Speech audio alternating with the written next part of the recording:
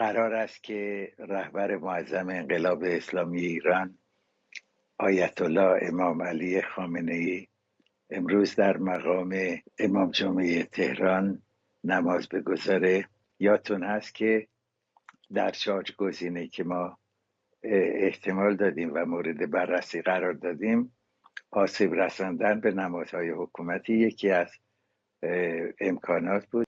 گفته شده است که اسرائیل ممکنه به تأسیسات نفتی به ویژه پایانه نفتی جزیره خار که از اونجا نفت ایران به کشورهای دیگر صادر میشه رو بزنه. آمریکا گفته نه، این کار رو نکنه، به خاطر اینکه ممکنه باعث بالا رفتن هرچه بیشتر قیمت بهای نفت در بازار جهانی بشه. حالا حکومت ایران هم به یک ترفند دست زده و از طریق دوحه امیرنشین قطر به کشورهای عربی و به ایالات متحده هشدار داده که اگر صادرات نفت ما و تأسیسات نفت ما آسیبی ببینه، ما صادرات نفت از خاورمیانه رو کاملا متوقف خواهیم کرد. به آسانی هم میتونیم تنگه هرمز رو ببندیم که یک قطره نفت از خاورمیانه به دنیا صادر نشه. این یک گزینه دیگر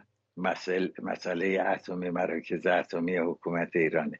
این رو هم پرزیدنت بایدن و ایالات متحده صریحاً به اسرائیل گفتن که نه، نزنید، این هم ممکنه عواقب بسیار بدی داشته باشه. چی میمونه؟ آسیب رسانی به سپاه پاسداران، مراکز موشکی، صنایع موشکی و صنایع تسلیحاتی سپاه پاسداران هست.